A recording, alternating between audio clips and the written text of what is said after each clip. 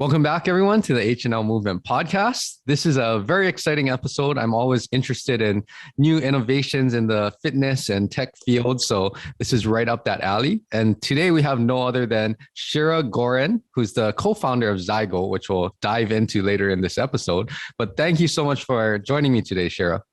Yeah, no, thanks for having me on, Andrew. Appreciate it. So we are going to talk about a lot of things. And just as a kind of brief introduction. So Zygo, they have created this wearable headphone and audio technology, and they have a whole app to back that up and all of these interesting, innovative tools for swimmers and water sport athletes. So we'll talk about that in the second half. But before we get to that, explain a little bit about your background. I know you're an athlete yourself, so what it was like growing up and playing sports and what types of things you were interested in.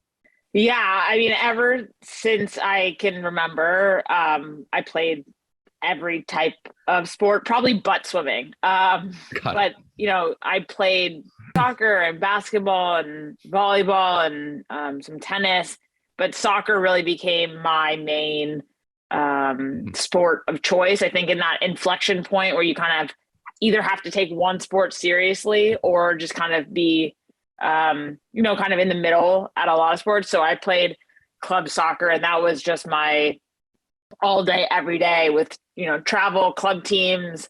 My best friends were on my soccer team. And I think really from an early age taught me a lot about discipline, and looking back now as an adult, where we have to quote unquote work out. But when you grow up, it's like you're just playing all the time. You're not thinking of I need to work out. It's just being active every day. So that's been ingrained in me from a very early age of just how sweating every day was just part of that kind of lifestyle.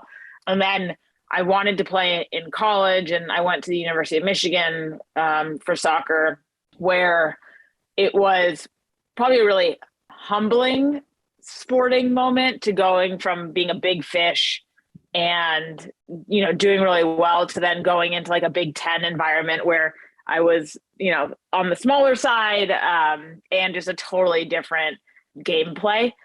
Quickly realized I wasn't going to go professional after that, and so that was kind of the end of my sports of organized sports journey. But then very quickly kind of in that learning of well, I still need to be active.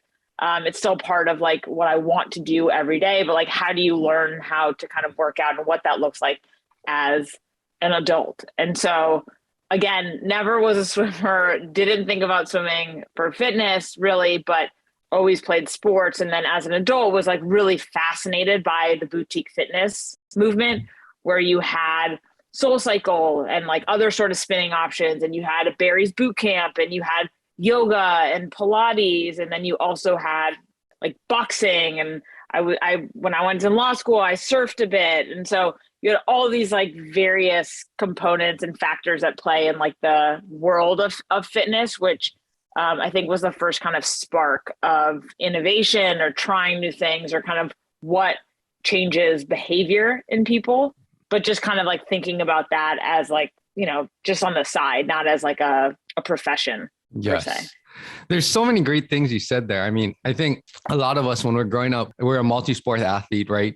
And then after that, it kind of comes to an end sometime. And then it's okay, we still want to stay fit, but we're not so competitive anymore. Maybe it's not so organized. There's not a season and things like that. So we all kind of transition into this phase and find, a hobby that suits us. Well, more than a hobby, but an active lifestyle that suits us, right?